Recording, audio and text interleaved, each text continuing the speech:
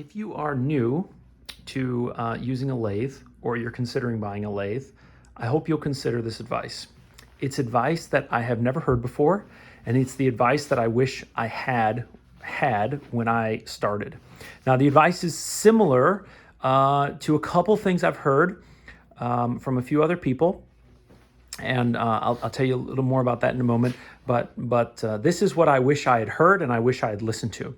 So the advice that I would give to someone who's starting out, I own 17 different cutting tools for the lathe, and I used to own more. What I would recommend is buy yourself a 1/2-inch bowl gouge. It doesn't have to be this long of a handle, but buy yourself a 1/2-inch bowl gouge that looks like this.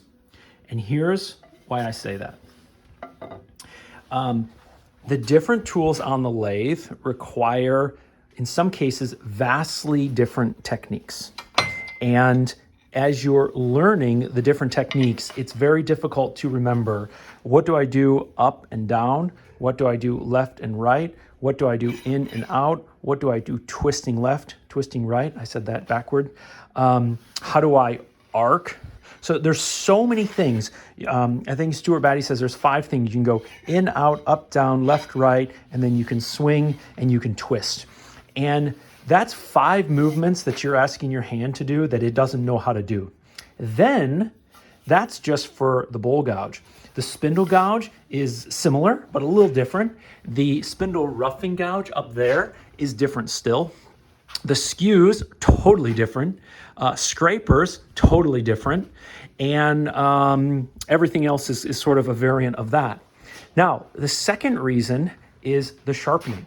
So I'm a total sharpening nerd. I've been sharpening things for almost 20 years. I've bought diamond stones, Japanese water stones. I mean, I've read entire books on sharpening. I take sharpening stones with me to family holidays to sharpen family knives. And I have to say, because this geometry of a bowl gouge is so much more complex than a kitchen knife or a set of scissors or a hunting knife, sharpening is really a challenge. There is I think, big learning curve when it comes to sharpening.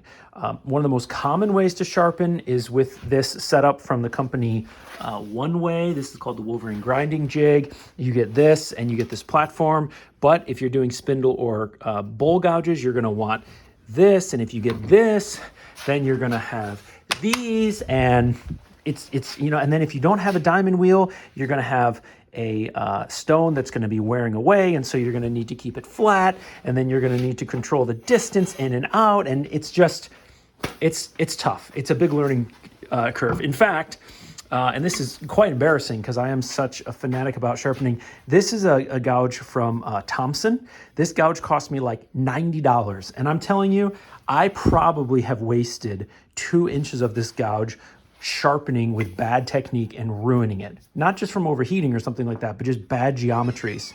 And so, hold on. So when you are learning to use the lathe, not only are the techniques for cutting so different from tool to tool, and it's going to take your mind and your muscle memory a long time to master them, but sharpening them are very different. One of the things that Christopher Schwartz, the woodworker, hand tool woodworker, talks about is sharpening monogamy. Basically what he says is, don't jump from sharpening technique to sharpening technique. Pick a technique and stick with it, whether it's diamond, whether it's Japanese water stones, whether it's ceramic rods, whatever it is, stick with it, because it can take so much time to build up muscle memory on how to do these techniques properly that if you mix and match, it gets really frustrating. And depending on how often you use the lathe, I only use my lathe kind of for the months of November and December to make a lot of gifts. You almost have to reteach yourself how to use these tools and how to sharpen these tools. So why do I say the 1/2-inch bowl gouge? Here's why.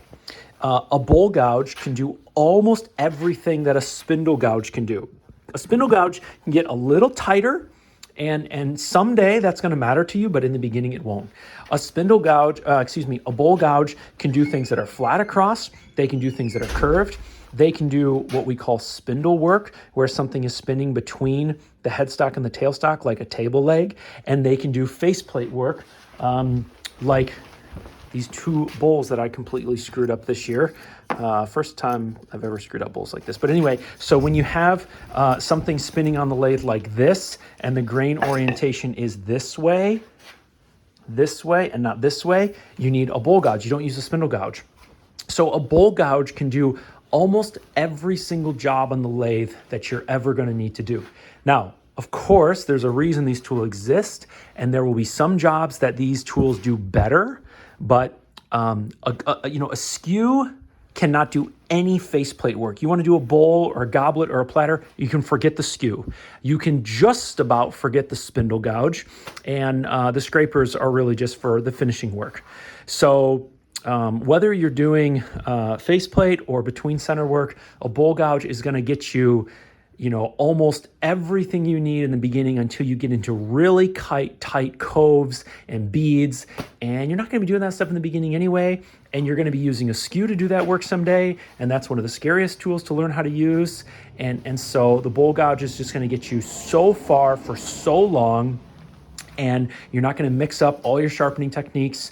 And so it's really a good idea to, as you're learning how to use the lathe safely, as you're learning grain direction of wood, all that kind of stuff, stick with one tool for a long time. Now, credit where credit's due. I didn't hear this advice from him, but I heard something similar. Stuart Batty, my favorite wood turner, who I learned so much from, he's the best guy to learn from.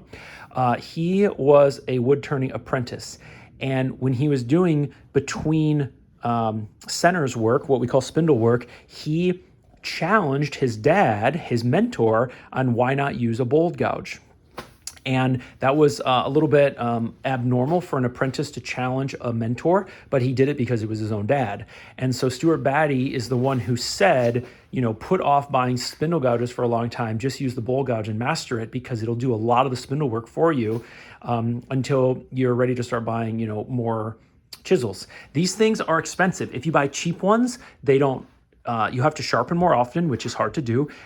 You'll burn up the tips, which sucks. And so you kind of want to buy good ones. But if you buy good ones and you don't know how to sharpen yet, you're going to waste away the material like I did, like a fool, because you don't know how to sharpen yet. And so what I would suggest doing is go to Amazon and look up, 1/2-inch bowl gouge blade only. You can buy just the blades without a handle. Making handles is a great first project. They don't have to be this long. You'll learn a bunch of techniques, and before you have the handle on the tool, you can still use the tool barehanded, because this shank goes in here long enough, and when you're doing spindle work, you don't have a lot of overhang. Like that, it's not like this. It's like this, and so you don't need a long handle or a handle at all. So buy yourself a 1/2-inch bowl gouge blade only for $40, $60, $80, whatever it is. Make yourself a handle, get to know that tool like it was an extension of your hand. And then when you get to the point where you can't cut a tight bead or a tight cove because that tool is a little bit too bulky compared to a spindle gouge or a skew, then upgrade.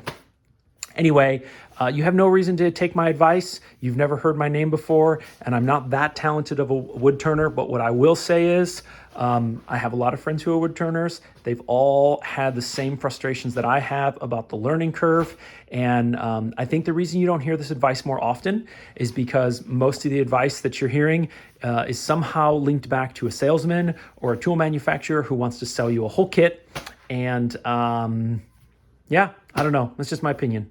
Take it for what it's worth. If you didn't like this, that's fine. Give it a big thumbs down. Let me know. Go check out Stuart Batty or Frank Howarth. Both of those guys are amazing with the lathe. I really admire both of them. And maybe they'll get you one step further in your lathe hobby. All right, folks, take care.